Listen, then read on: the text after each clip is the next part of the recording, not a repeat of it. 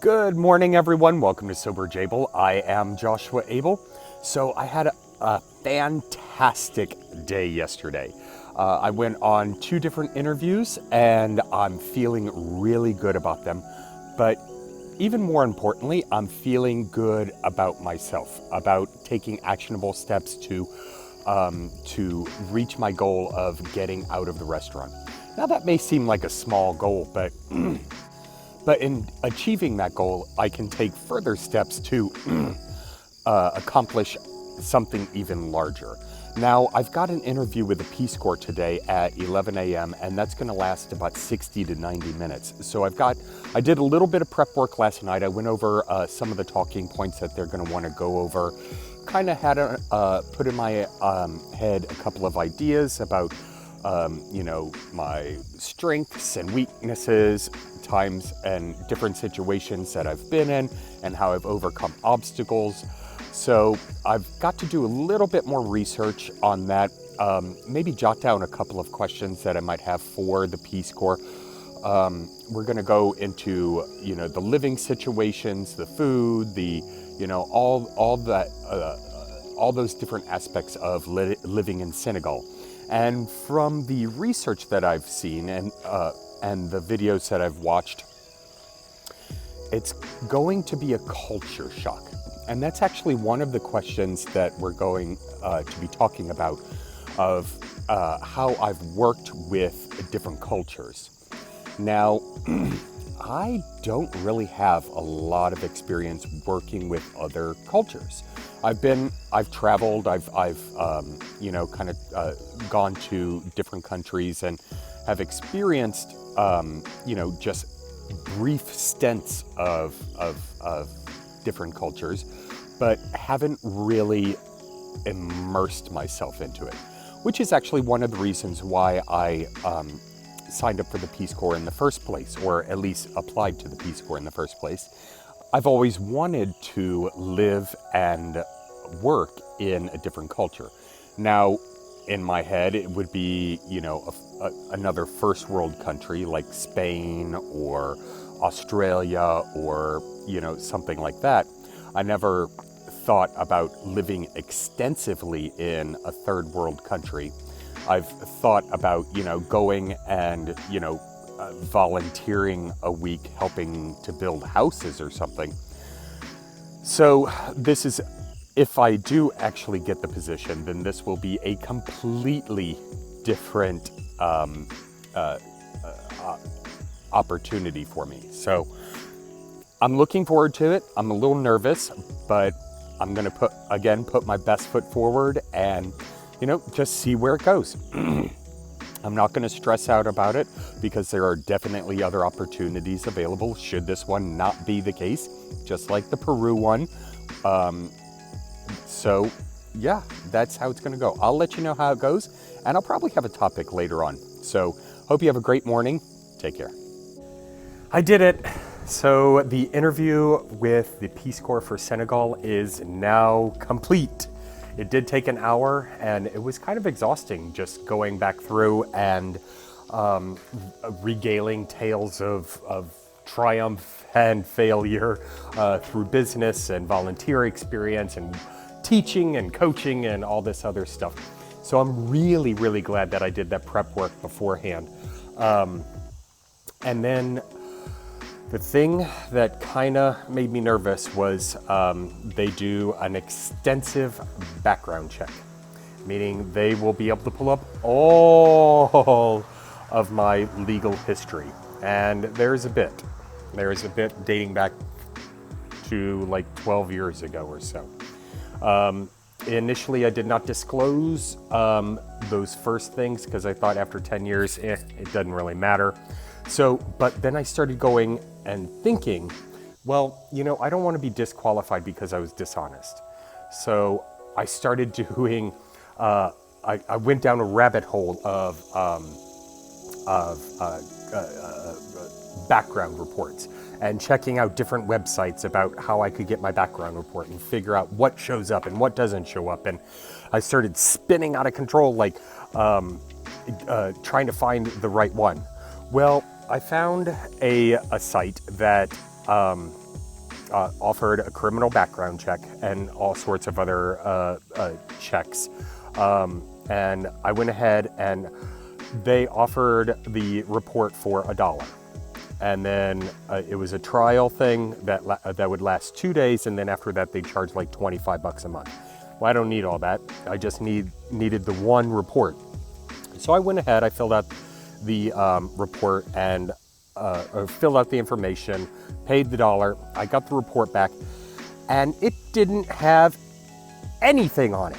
Well, that's not true. It had a couple of little traffic violations, but it didn't have any of the major stuff. I'm like, well, this report is crap.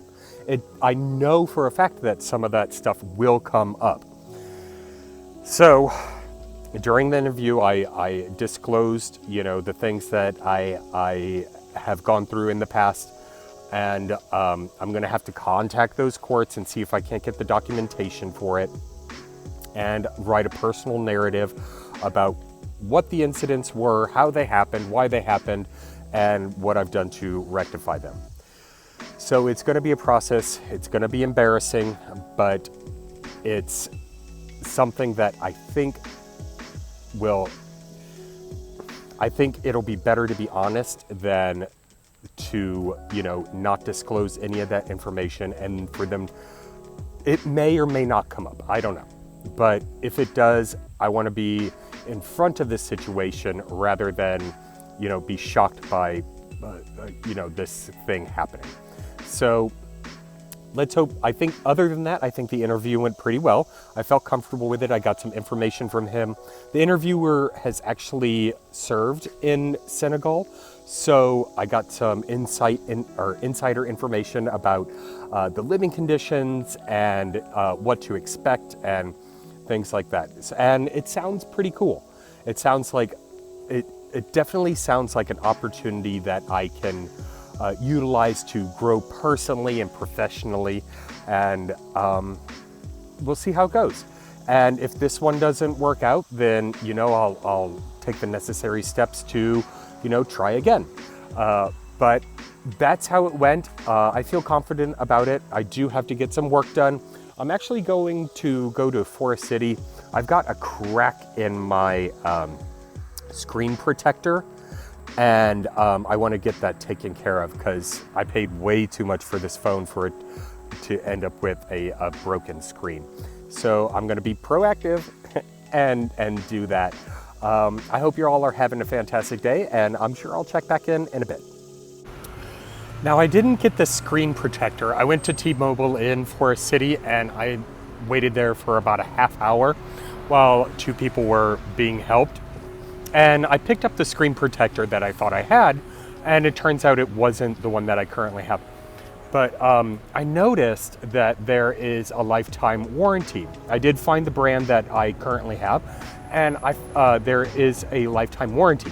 So instead of paying $45 to have this thing replaced, I'm gonna submit a form online and hopefully get it, for the cost of shipping, which would be fantastic. Because I don't really want to spend $45 on a new screen protector. It's not a huge deal. There's like a pinpoint crack in the screen protector, but it's starting to spread. And I'm a little OCD, and the only thing that I can really look at on my screen is that little dot. It's driving me crazy, so I wanted to get that replaced. But I think I can hold off if it's gonna save me $45. So instead, after spending half hour, 45 minutes waiting in T-Mobile, I decided to take a little stroll to the downtown area. I've only been through here a couple of times with my sister. She was driving. We came down here to get insurance and a couple of other times for things. I've never actually stopped to stroll around. It's a cute little downtown area, and from what I understand, this part of town is especially known for its Christmas lights. Now it's August, they don't have Christmas lights up yet, but I just wanted to come down, maybe try a little cafe or something for lunch, and we'll see how it goes. Take a little bit of a break because I've been so focused for the past week on prepping for interviews and going on interviews and sending out resumes and revamping my resume and doing all this stuff in the house and on the computer that I just kind of needed a little venture outside, even if it's only for an hour and a half or so. So let's take a walk around. Let's see what's happening in downtown Forest City. Now, just taking a quick look around, this kind of looks like Main Street, USA, and it's fitting because we are currently on Main Street in downtown Forest City. It's lined with trees and little shops, things like that. They really love their thrift stores down here. I haven't been into any, and my sister and her husband like to go to thrift stores periodically just to sell stuff on eBay and pick up stuff for the house. They said that the ones in this area aren't very good, but there is a little grill right here. It doesn't look like anyone's there, but it says that it's open. So maybe I'll try that for lunch. But I'll continue to walk around and see if there's anything really that catches my eye.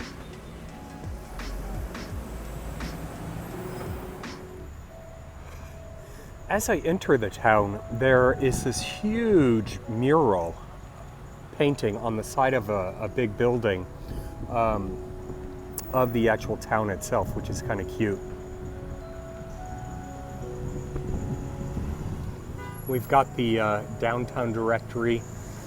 Looks like there's churches and entertainment, financial services, gas stations, health and fitness. That might be something to look into. I've been thinking about joining a gym. And right in the center of town, right here, apparently a huge cemetery. It says historic downtown features modern boutiques, antique shops, mom and pop restaurants. Every winter, Main Street is illuminated with more than 1 million lights, an annual tradition since the late 1920s. Small town classics like diners, vintage cars, and wooden bat baseball round out the Forest City downtown experience. Now I am inside Smith's drugstore. And this apparently is a happening place for a diner. It boasts having soda fountains and things like that. And then you have your typical drugstore stuff. Very reminiscent of the 1950s. Yeah, this place is pretty busy. Now that Smith's Pharmacy, Katie has mentioned that they have excellent breakfast. So I might have to try them one morning during the week when I'm off so I can take my time. It's a little busy for what I wanted to do. I just kind of wanted to have a nice quiet lunch. But I saw burgers and fries. They had milkshakes, which I might have to drop in. We'll see. But yeah, I'm just continuing down the street now. There are these little antique stores lining the streets. This one is custom furniture and home decor. The downtown area of Forest City, North Carolina is only about 4 blocks long. So I've already gone down one side, I'm gonna head up the other. But I did happen to pass a barbershop. Behind that tree is a little popcorn store. And then, of course, a pie baking company. So that sounds delicious, pie. But down the center of the street, you know, it's lined with what looks like magnolia trees. And a little further down, there's a fountain. That's the gathering, or the main attraction of the little town, I think. I decided to duck into the Copper Penny Grill, which is that grill that I pointed out right when I got off my moped, just to check them out. They've got salads and burgers and sandwiches and pastas and things like that, so it's been fun.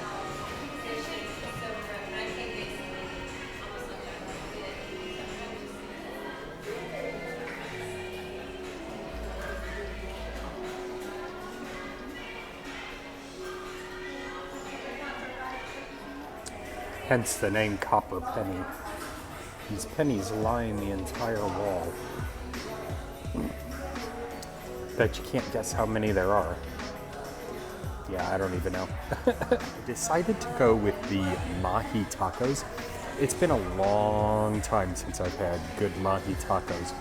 Now, we are nowhere near the coast, so we'll have to be a little bit skeptical, but they look fantastic.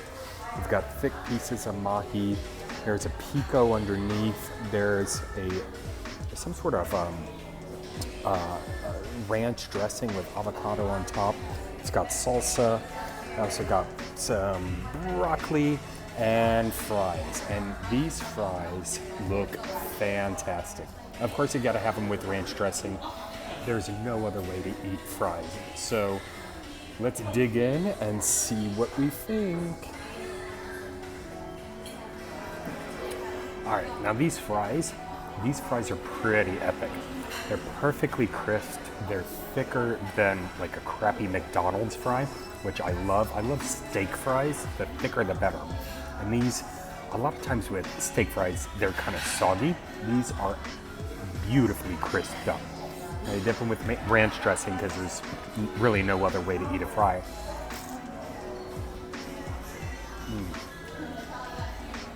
And it's got a great seasoning on it. Not too much, not too little. But whatever they battered those potatoes in, I really like them. Now, funny thing about me is I eat one thing at a time. Always have. I don't know why. I've just always been funny that way. And when you saw, I had broccoli, fish tacos, and fries. So the way that I would eat this dish, is I'd start with the broccoli and finish up my broccoli. And then I would go to eat some fries. I'd have a couple of fries. That's a lot of fries. I won't be able to finish the whole thing. And then finally, I would move on to my entree, which is the fish tacos. But for the sake of this video, I'm gonna go ahead and break my code and try a fish taco.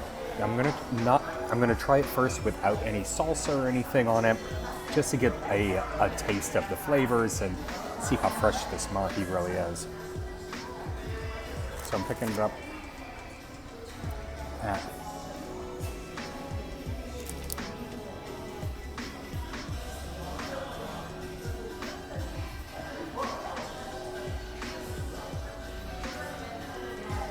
And it's really good.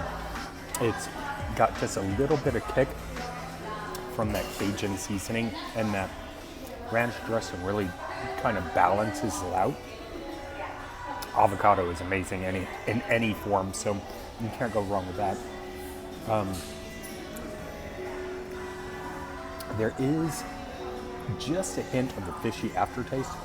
So obviously it wasn't caught out of the ocean today, but that's not to be expected. But overall, for a small town, I would say this is pretty good.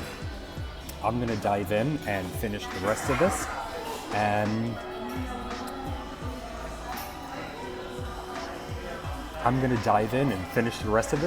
so I'll meet you on the other side.